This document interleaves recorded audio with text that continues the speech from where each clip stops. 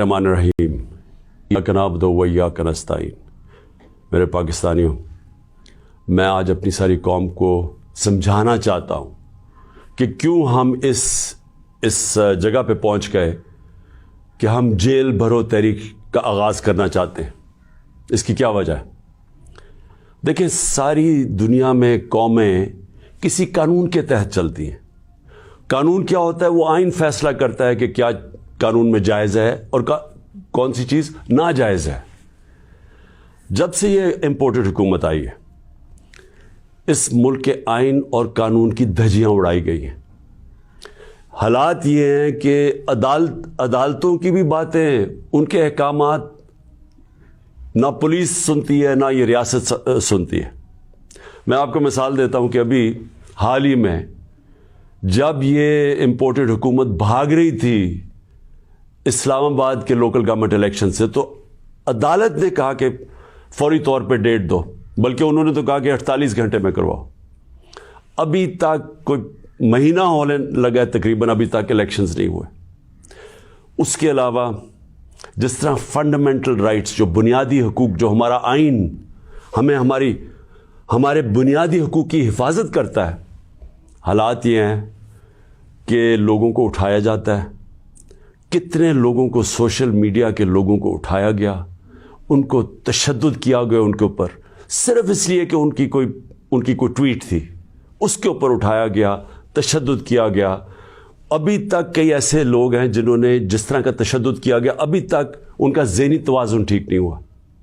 اعظم سواتی، کون سا آئین، کون سا قانون اجازت دیتا ہے کہ ایک ٹویٹ کے اوپر ننگا کر کے اس کے اوپر تشدد کیا جائے، اور پھر جب وہ پھر سے اس کو جیل میں ڈالا جاتا ہے اور پھر اس کو کوئی 30 اس کے اوپر FIR کوئی بلوچستان سندھ میں کی جاتی ہے۔ شیخ رشید، آئین اس کو عدالت اس کو ضمانت دیتی ہے، اس کے باوجود اس کو اٹھا کے لے جاتے ہیں اور اس کے اوپر کیسز سندھ اور بلوچستان میں کر دیتے ہیں۔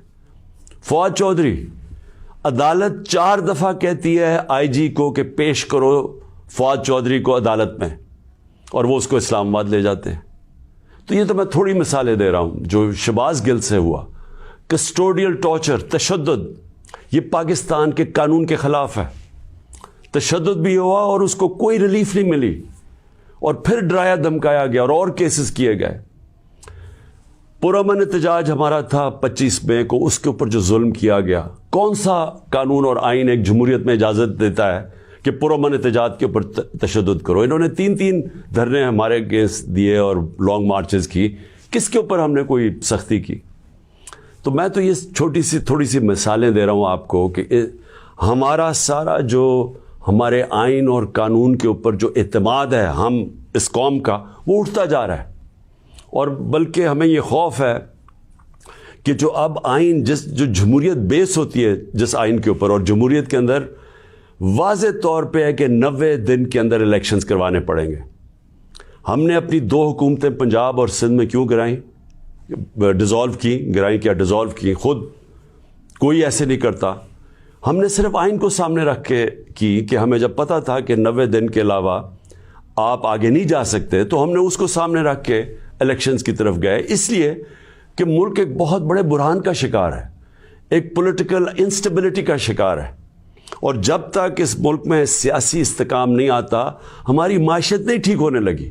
تو ہم نے قربانیاں دی 2 گورنمنٹس کی، جو تقریباً 66% پاکستان ہے، صرف اس لیے کہ آئین 90 دن میں الیکشن کرواتا ہے۔ ابھی تک کتنے دن ہو گئے ہیں؟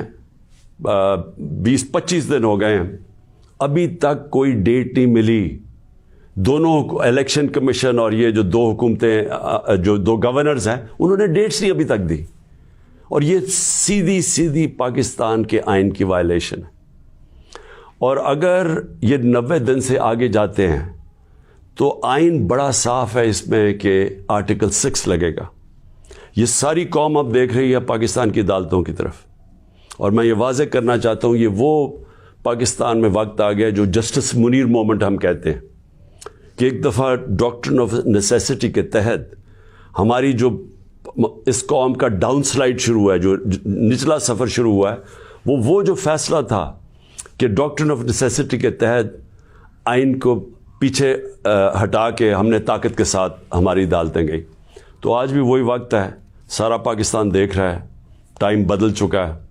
اگر یہ ہم نے دیکھا کہ اس سے آگے جاتے ہیں تو ہم نے یہ پلان کیا ہوا ہے کہ ہم نے اپنے آئین, اپنے ملک کے قانون کے رول آف لاء کے لیے, انصاف کے لیے ہم نے یہ جیل بھرو تحریک کا فیصلہ کیا, کیونکہ ہمیں کوئی نظر نہیں آ رہا کہ یہ جو وہ لوگ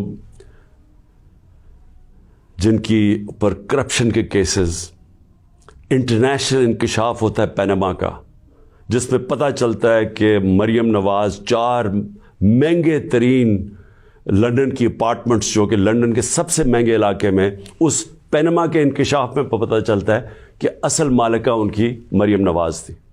اس کے بعد سارا ٹرائل ہوتا ہے, سزا ہوتی ہے. تو ان کے اوپر تو کوئی ایسا تشدد نہیں ہوا, ان کو تو جیل میں رائلٹیز کی طرح رکھا گیا. ان کے ذرا دیکھیں جیل میں کیسے جا رہے تھے. تو یہاں ٹویٹس کے اوپر تشدد کیا گیا. تو اس لیے 2 راستے ہمارے سامنے. ایک راستہ یہ ہے کہ ہم توڑ پھوڑ کریں, انتشار پھیلے گا ملک میں, سڑکیں بند کریں, پتھراؤ کریں, پہیہ جام سٹرائک کریں.